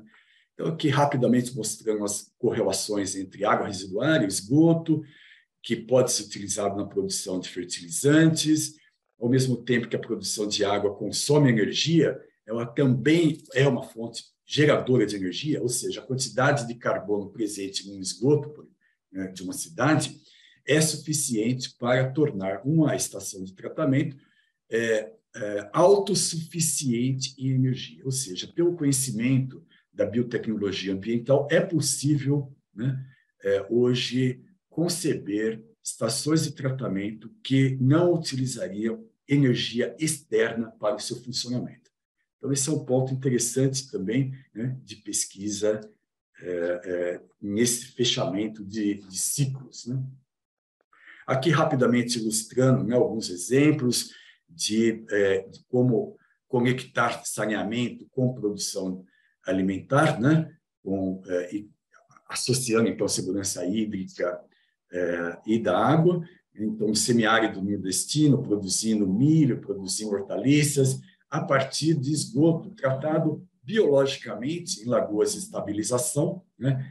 É claro que esses sistemas ocupam grandes áreas, então há necessidade, por exemplo, de espaços, né, para que o sistema sofra depuração microbiológica e possa ser utilizado como fonte de água, mas também nitrogênio e fósforo para os solos, produzindo o quê? Né?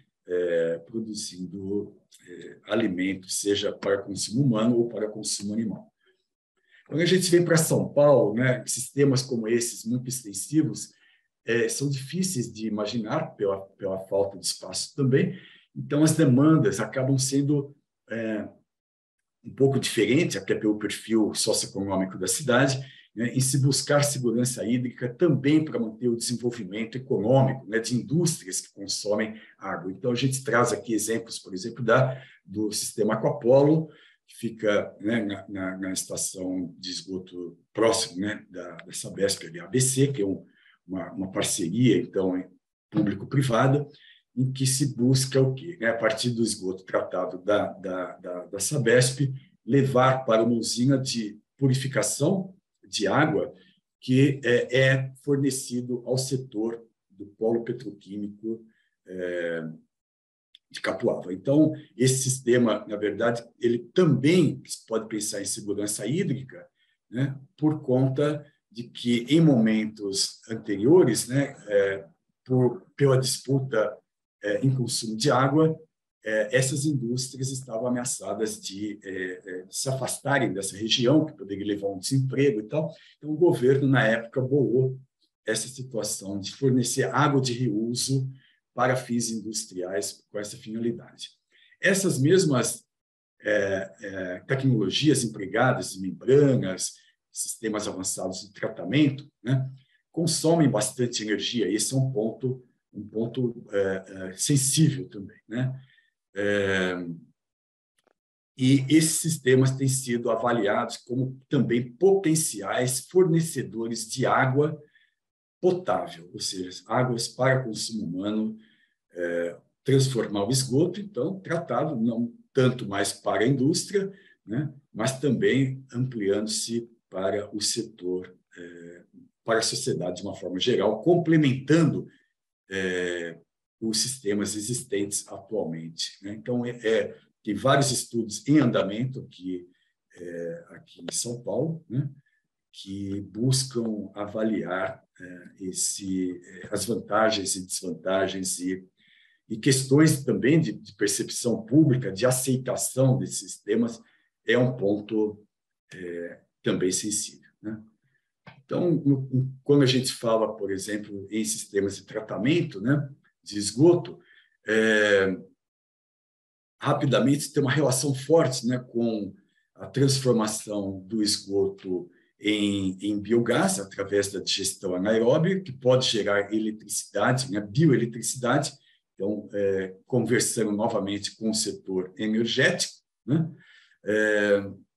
transformação, né, do material, né, seja dos gases, seja dos óleos, né, e moléculas produzidas em biocombustível, né, uma possibilidade. Isso já ocorre, por exemplo, em estação de tratamento de esgoto no Paraná, em escala real, né?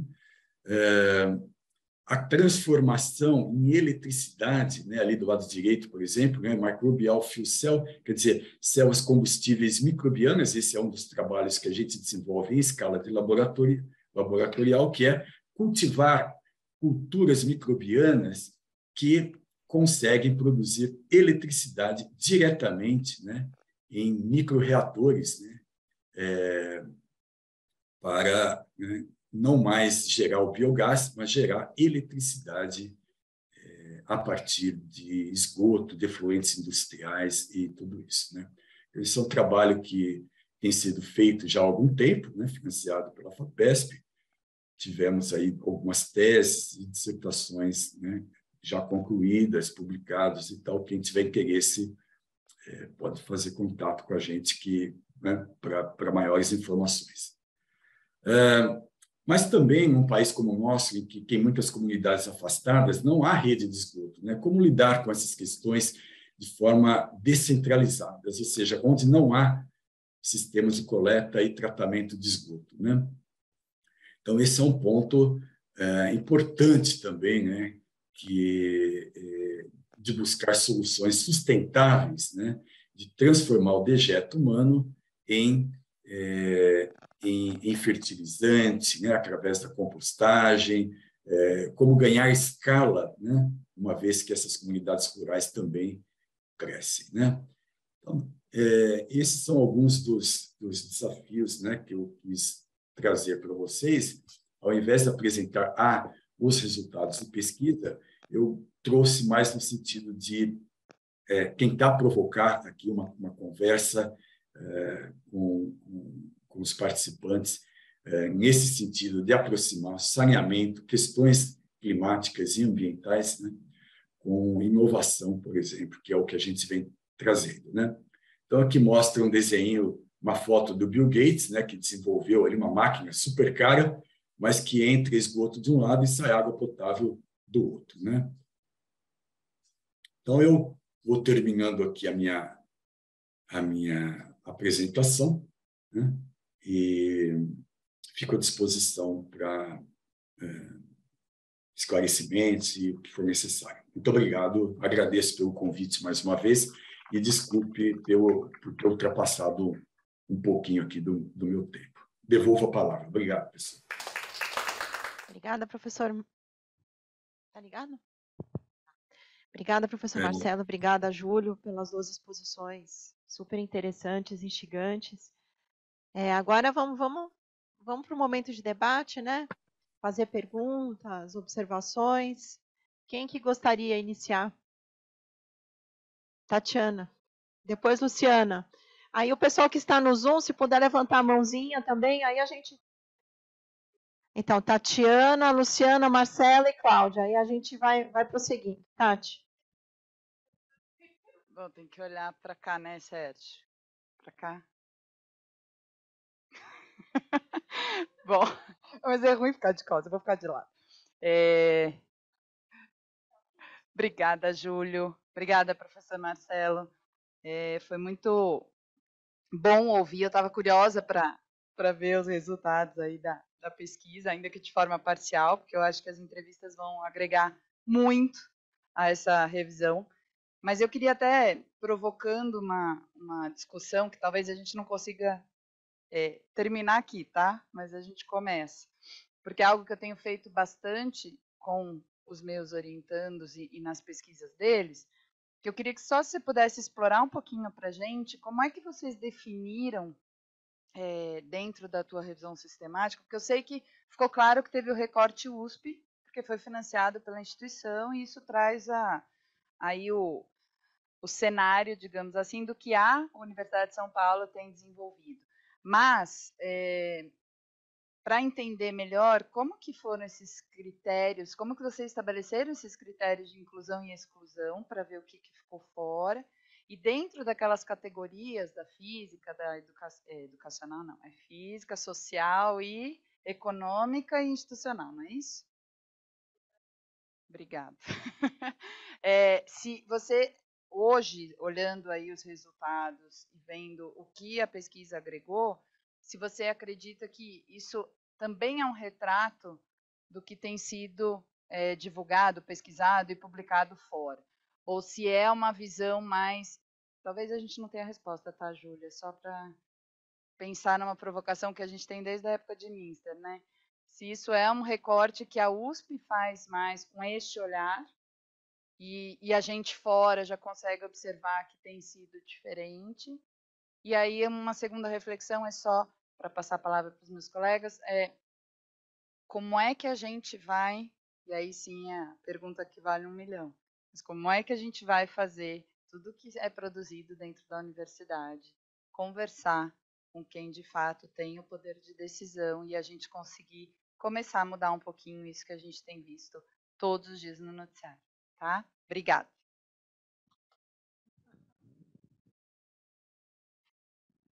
Melhor virar para lá? Tá bom. Tá bom. Ah, então tá bom.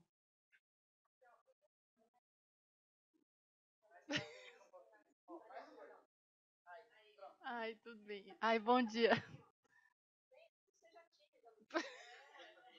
Depois da pandemia a gente acha tudo esquisito, né? O presencial, né? Bom, primeiro bom dia a todas e a todos. Bom dia também aos nossos palestrantes, ao Júlio, professor, né? Queria parabenizar a pesquisa de ambos, né? Parabéns, Júlio, assim, uma pesquisa, a gente fica muito contente, assim, né, com a seriedade, né, da, dos resultados, assim, né? Então, muito bacana, assim, ouvir você. Parabéns. Então, eu tenho uma pergunta aqui para o Júlio e outro para o professor, né? A primeira, assim, para o Júlio, né, sobre quase teu último slide, né? Que é sobre a metodologia, sobre essa última etapa das entrevistas, né? E aí, na verdade, eu fiquei me questionando um pouco, né? Assim, em que momento, né, apareceu, né, essa essa curiosidade também de conversar com as populações afetadas, né, por esses, né, esses desastres, né, porque você colocou lá o setor privado, né, a universidade, o poder público e as ONGs, né, e a gente, eu não sei se também, né, na literatura que você pesquisou, aparece os estudos de caso, e aí, né, se você achou interessante também conversar, ter essa interlocução com a população afetada, e aí a gente tem esses casos clássicos, né, recorrentes, né, no Jardim Pantanal, lá na Zona Leste, e aí os inúmeros desastres que você mesmo mencionou, né? Eu puxo um gancho um pouco para a minha pesquisa, que tem a ver com esse recorte de raça e gênero. Então, acho que particularmente nesse último desastre lá em São Sebastião, mencionaram muito a questão do racismo ambiental, né? E aí, quem realmente são as populações mais afetadas né, nesses desastres, né? E aí são justamente essas populações, na maioria negras, né, de baixa renda. E aí, especificamente, a minha pesquisa mostra também, né, sobre o recorte de gênero, para além do recorte de raça, o recorte de gênero mostra que mulheres chefes de família, elas são as mais vulneráveis e são as mais impactadas com essa questão, principalmente que eu tinha conversado com você brevemente sobre as ilhas de calor, né? Aqui especificamente no município de São Paulo, né? Então, como ouvir essas demandas, né, dessa população afetada, possivelmente com esses recortes, né? E se é possível conseguir na literatura, ou se não existe literatura que mostre esses recortes especificamente, né? E aí, a última coisa que eu tenho uma curiosidade muito grande para perguntar para o, né, professor e para o Júlio, é que a gente ficou muito indignada, né, com a irresponsabilidade mesmo, assim, né? Porque o que apareceu na mídia é que de fato, né, tem a defesa civil, tudo, né? E em algum momento apareceu na mídia que a defesa civil ela tinha sido alertada, assim, algumas horas, né, antes do desastre em São Sebastião, e que a defesa civil ela poderia ter, de fato, avisado aquelas populações, ainda que com toda a dificuldade de conseguir esse processo de remoção para salvar a vida delas, mas que a defesa civil teria realmente foi alertada, mas não conseguiu chegar no momento certo a ponto de salvar vidas, né? E aí a minha curiosidade mesmo é o que você acha sobre essa gestão, né, que é fragmentada, e aí a gente está falando de defesa civil, governo do estado, governo federal e os municípios, né, nessa integração para capilaridade. Então eles falaram que faltou alarme, deveria ter, né, ter soado alarme, né? Então assim, quais são as providências urgentes a serem tomadas do ponto de vista da integração dessa gestão, né? E se a possibilidade de um sistema único, né? De desastres, de mudanças climáticas, assim, que você integre né, com instrumentos, ferramentas muito objetivas para equacionar essa, né, e debelar, né, ou antecipar ou prevenir esses desastres, né, mortais, fatais, né. E desculpa né, pela um pouco longo, mas assim, eu fiquei muito curiosa aqui né, com a exposição do professor, que uma das questões que o professor apontou, né, que das limitações, né, que os municípios, aí a gente pode falar especificamente do município de São Paulo, né, que existe uma limitação para a implementação dessas técnicas, né, de tratamento da água, né, que esbarram no uso do solo e no preço da terra, né, e no espaço disponível para que essas estações de tratamento elas possam ocupar alguns lugares da cidade, né, e elas possam ter soluções mais sustentáveis, talvez menos extensivas e mais intensivas, com menos utilização de energia, né? Então, assim, a gente não consegue implementar um sistema né, de tratamento de esgoto, um sistema de saneamento ambiental por conta desse uso do solo e do preço da terra, né, como garantir espaços dentro da cidade, né, ou tratar essas águas que já estão na cidade, né, nesses poucos espaços já poluídos, né. Mas é isso, desculpa, obrigada. Já choveram perguntas aqui, já vou passar a palavra para o Júlio, depois para o professor Marcelo, aí a gente colhe mais uma rodada de perguntas com a Cláudia, com a Marcela e a Cláudia. Vamos lá. Bom, obrigado pelas perguntas, são provocações assim muito importantes, né, que a gente precisa mesmo fazer as discussões, ainda que a gente não tenha as respostas, acho que é importante a gente fazer as perguntas certas, né.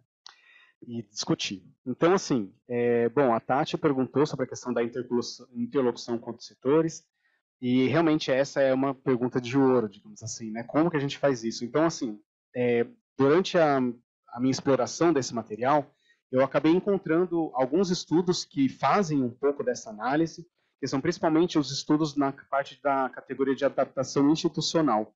Eles estão justamente olhando essa relação entre as diferentes instituições e os diferentes setores, e tem algumas experiências, assim, como se fossem cases de sucesso, que foram implementados em outros países.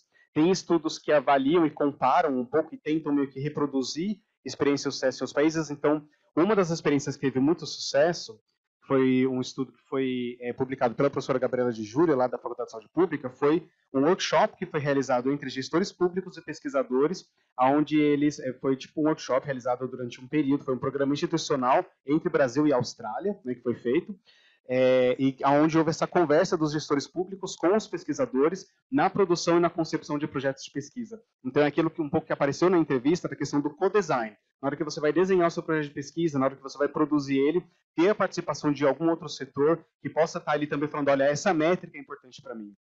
Esse valor é importante para mim. Né? Então, a ciência produz muita coisa, mas às vezes a gente não consegue destilar e filtrar como que a gente vai apresentar esses dados para a gestão pública, o que é relevante para eles, porque existem ritmos diferentes, né? O ritmo da ciência é um, aí o ritmo do setor privado é outro, o ritmo da gestão pública é outro, da mídia é outro, né? Então a gente precisa entender também esses diferentes ritmos, e assim, quando a gente procura bolar um projeto de pesquisa e conceber ele, tentar incluir pelo menos uma pessoa da gestão pública que esteja parte desse projeto. Claro que isso vai estar restrito a projetos maiores, né? Mas, por exemplo, são duas coisas que eu vi que apareceu que são boas práticas, né?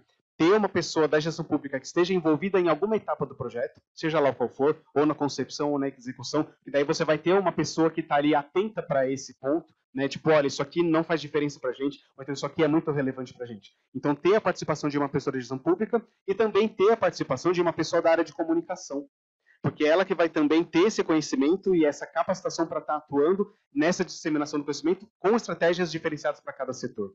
Então, acho que seriam essas duas, né? E, inclusive, isso tem aparecido em editais recentes, né?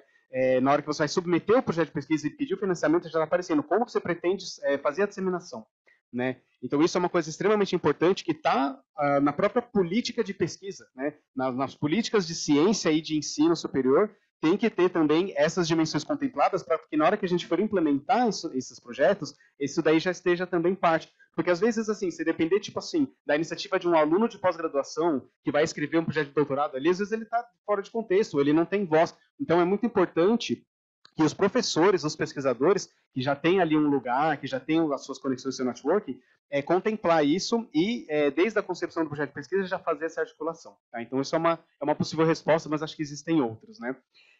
Sobre o recorte institucional, a gente usou lá no banco de dados mesmo as opções, né, que tinha na hora que você vai fazer a pesquisa, tem a opção, qual você vai querer, de qual instituição. Então, a gente fez ali no banco de dados mesmo o recorte pela USP, só que a gente pegou a USP e todas as instituições com quem ela publicou junto, né? Por isso que eu fui capaz de fazer essa análise das coautorias. Então, por mais que seja só a produção da USP, existe uma boa representação de instituições do país todo. Né, que talvez a USP seja assim, a principal instituição de pesquisa no país. Né? Não querendo dizer que ela representa tudo, mas ela pode ser meio que um proxy, né, uma amostra do que é feito em escala nacional. Mas com certeza eu acho que seria super válido fazer uma segunda etapa desse estudo, sem esse recorte institucional e considerando o que é produzido sem a USP também.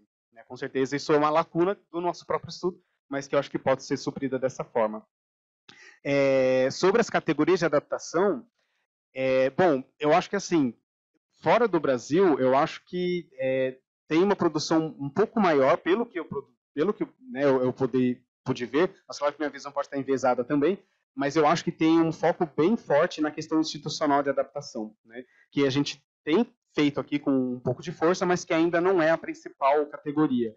Né, mas eu acho que é uma coisa que demorou para aparecer, mas que tem aparecido com força, né? A adaptação climática ela foi uma pauta que demorou para aparecer, mas agora a gente já tem alguns exemplos de boas práticas que têm aparecido. Inclusive, eu vou conectar essa resposta já com uma pergunta que a Luciana fez, porque ela falou assim sobre essas populações vulneráveis, né? Como é que a gente faz para ouvir elas, como a gente faz para incluir essas pessoas também em um processo participativo, né? E isso também tem sido foco de várias pesquisas. A gente viu pesquisas que tinham questionários voltados para essas pessoas e para entender o ponto de vista delas. Então, teve um estudo, por exemplo, que foi feito na Amazônia com populações ribeirinhas, né? E que foi perguntado para elas como que a gente... se elas estavam percebendo alguma mudança, né? Se as práticas milenares que elas tinham em relação aos períodos de cheia, a construção das residências, etc., como que se isso estava tendo alguma modificação nos anos recentes por conta de eventos climáticos extremos. Eles disseram que sim, que as próprias práticas que eles tinham, né, construído culturalmente ao longo de séculos e de muito tempo, já não estavam mais dando conta da variabilidade climática extrema que a gente está vendo agora, né? Então a gente vê que eles têm um conhecimento ancestral e milenar que deve ser estudado. Inclusive essa integração ela tem acontecido ultimamente, né? É um exemplo de um case de sucesso, entre aspas, né, que está começando agora, mas que precisa ganhar escala, que é esse diálogo, por exemplo, das populações tradicionais com a ciência, né? Da valorização desse conhecimento, então do pesquisador também entender que existem outras instâncias de produção do conhecimento além da ciência, né? Que o conhecimento tradicional ele também tem ali princípios científicos, ele coexistiu, são populações que coexistiram com esse ambiente durante milênios, e que a gente precisa também aprender com eles, né, como que a gente faz uma gestão mais sustentável, porque eles sabem, talvez eles não tenham a questão quantitativa, mas aí entra justamente essa capacidade que a gente tem que desenvolver nos pesquisadores de dialogar, né, por exemplo, misturar pesquisa quantitativa com qualitativa, né, seria uma boa forma de começar essa conversa, né, como que a gente faz para incorporar nas nossas pesquisas esse conhecimento mais qualitativo, que é sim muito importante. Então tem tido estudos, né, que vão nessa linha, e depois a gente pode conversar, a gente pode trocar, eu posso, né, passar um pouco disso também do que eu conheci para vocês, mas que sim, é super importante. A gente acabou não escolhendo fazer isso na minha pesquisa por uma questão metodológica, né? O estudo tinha apenas 1 ano para a gente fazer, né? Então assim era uma limitação de cronograma mesmo, né, Marcelo, que a gente tinha.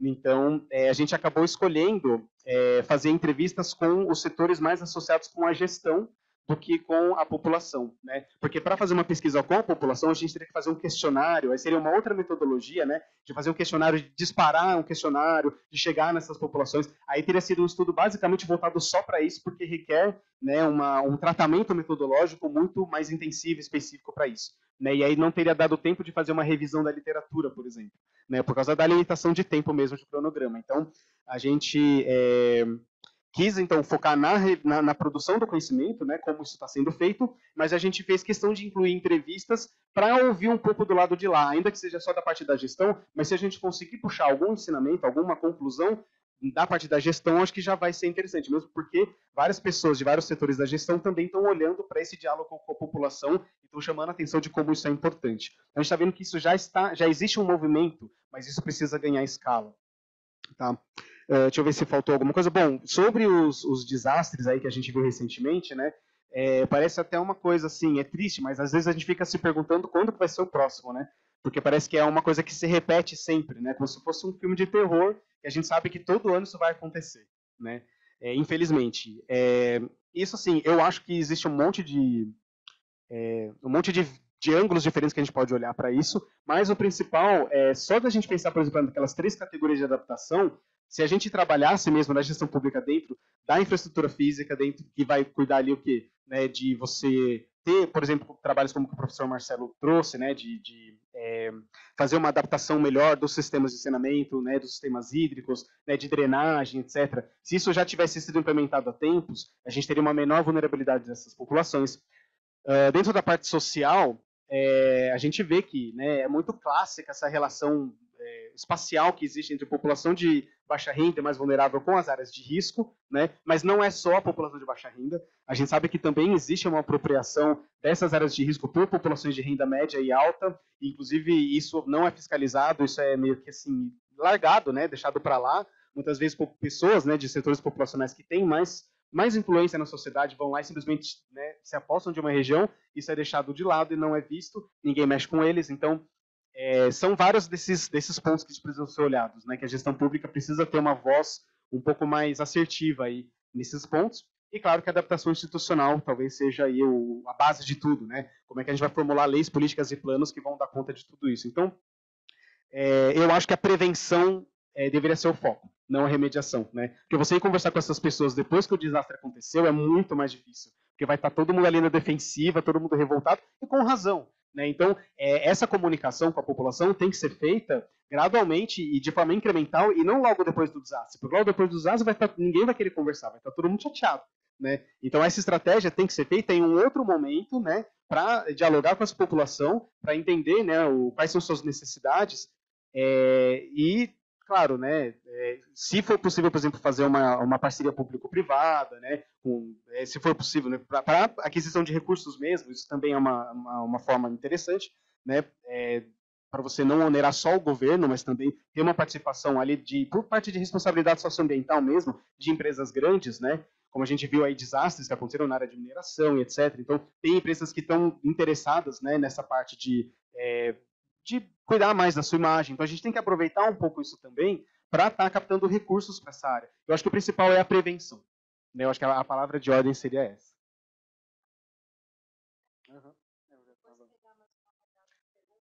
Sim, Não, tudo bem, eu já estava terminando, aqui é infinito esse papo, né? Mas, enfim, eu vou passar a palavra, então, para o professor Marcelo também fazer suas considerações.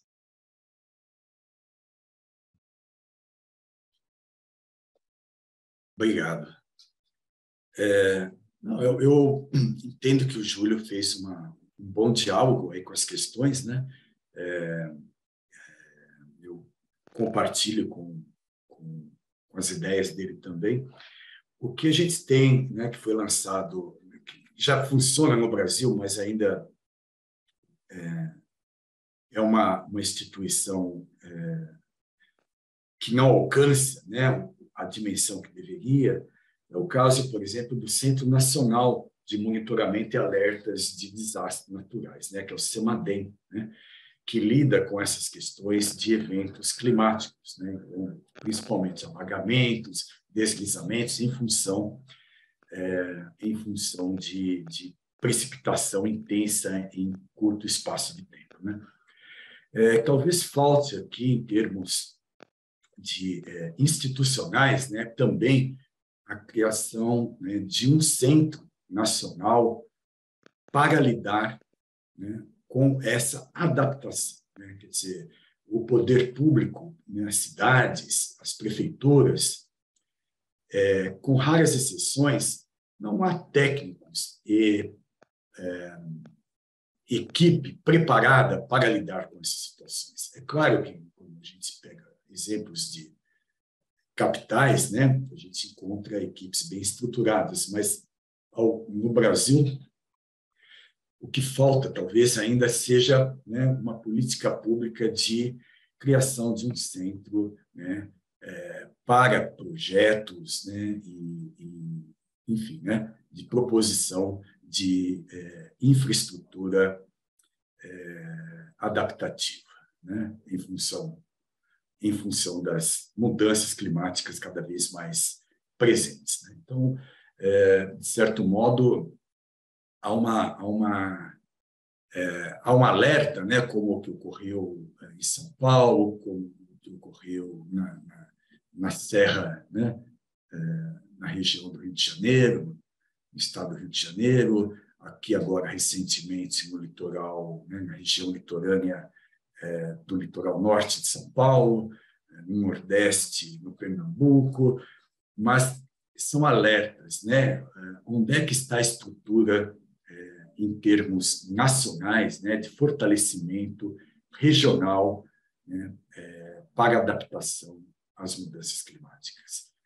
Se a gente pensar, né, que o Brasil já tem mais de 80% da população vivendo nas cidades, né? Então, é ali que o problema, em geral, né, é sentido, é percebido, né? Então, acho que essa é uma questão importante aí. Espero que o atual governo consiga alavancar.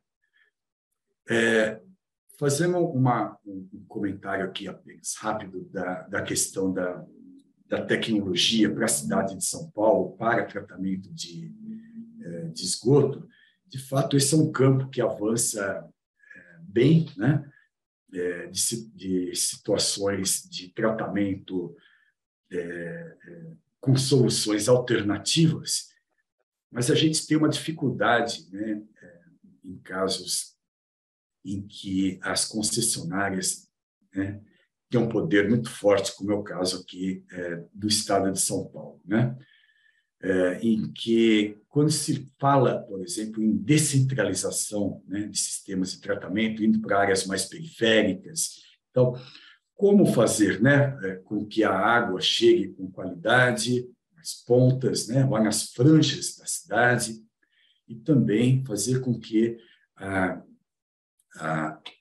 o esgoto seja coletado e tratado, mesmo onde não há rede, onde há assentamentos precários, né, subnormais, que a gente chama, como lidar com a coleta e a disposição do esgoto sanitário. Então, essa é uma questão que envolve questões fundiárias, né, e os vários setores da sociedade, mas soluções e conhecimento para essas situações existem, né, e falta vontade política para que, de fato, ações sejam tomadas, né? Então, essa é uma questão também a se colocar. Obrigada, professor. Acho que é se isso. o senhor me permite, eu gostaria, então, devido ao adiantado da hora, colher uma última pergunta. A Márcia está com a mão levantada no Zoom já há algum tempo. Se ela puder apresentar a sua pergunta rapidamente, para em 5 minutos mais a gente ouvir as considerações finais do Júlio e do professor Marcelo. Márcia?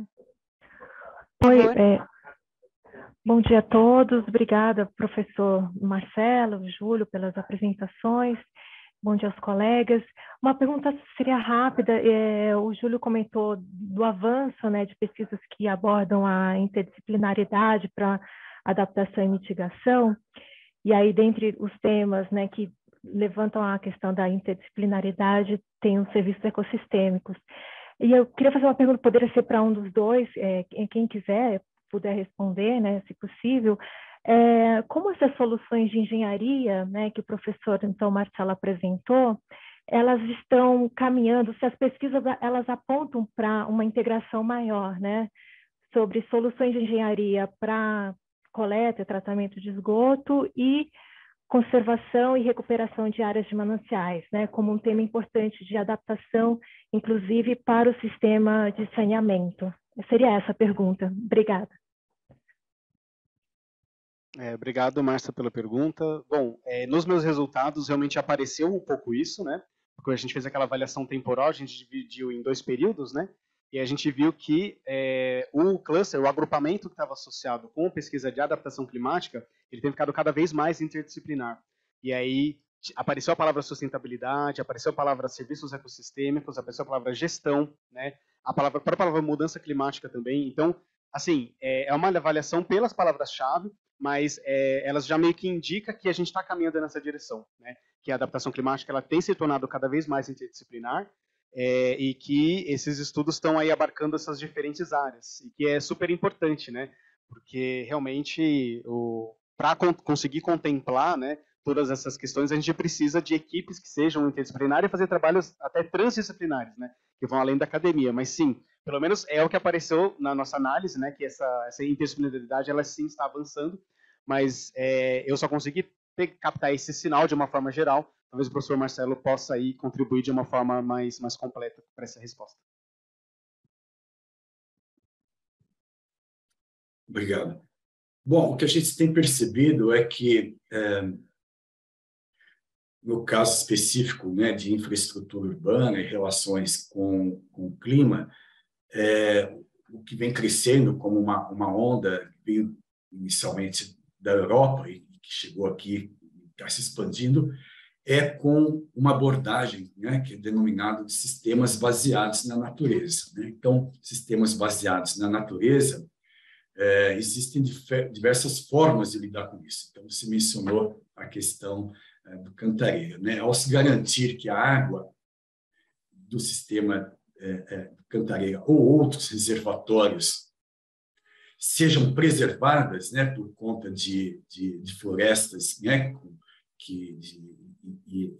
e áreas de preservação legal sejam expandidas, isso faz com que os sistemas de saneamento também, né, envolvam menos produtos químicos, menos bombeamento, menos geração de gás de efeito estufa nas suas operações e tudo isso, né?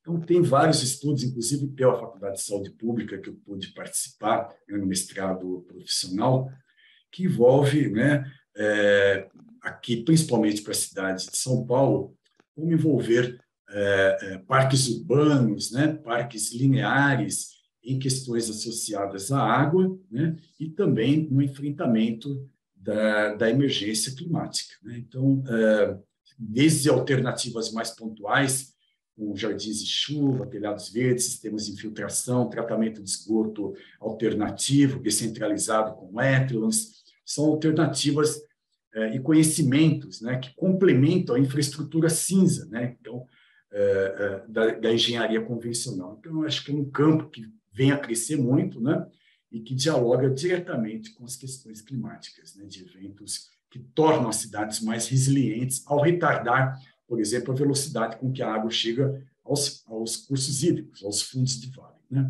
Então, tem crescido muito a pesquisa nesse campo, né? E no próprio IEA, né, tem grupo que se consolidou recentemente, né, para projetos que envolvem a universidade e o setor público com estudos dessa natureza. Não sei se era esse o ponto, mas, enfim, ficou à disposição aqui para aprofundar esse ponto, se necessário. Sim, obrigada, professor. Obrigada, Júnior. Muito obrigada, Márcia, pela sua pergunta. Infelizmente, devido ao adiantado da hora, nós precisamos encerrar o nosso simpósio. Eu queria agradecer muito o Júlio, o professor Marcelo, por essa manhã tão instrutiva, tão agradável, com uma pesquisa instigante, né? Seguramente, outras perguntas poderão ser encaminhadas, né, tanto para o Júlio quanto para o professor Marcelo a respeito da pesquisa. Depois o Júlio, se puder compartilhar com a gente, se puder compartilhar a apresentação e a indicação do preprint, né, que você já tem com alguns resultados parciais da pesquisa, nós vamos aí compartilhar com os colegas e o simpósio ficará gravado, disponível na mediateca do IEA, para que todos possam assistir, disseminar. Para nós foi um prazer recebê-lo aqui de novo, Júlio. Professor Marcelo também. Quem sabe, numa outra oportunidade, nós possamos recebê-lo pessoalmente aqui para outro evento de Cidades Globais. Com isso, nós encerramos essa nossa manhã de trabalhos. Queria agradecer aos colegas que acompanharam pelo Zoom e aqueles que vieram presencialmente no EA. Com isso, nós vamos retomando paulatinamente as atividades presenciais no USP Cidades Globais, depois de 2 anos aí de distanciamento social por conta da pandemia. Com isso, eu encerro o evento. Muito obrigada a todos e tenhamos um ótimo dia e um bom final de semana, que já começou bastante agitada. Então, cuidem-se e nós nos encontramos aí na próxima semana. Muito obrigada. Muito obrigado também, Débora, Júlio, os participantes, as perguntas, o apoio do IEA, né, para o evento. Foi um prazer enorme. Então, muito obrigado. Obrigado, pessoal. Até a próxima.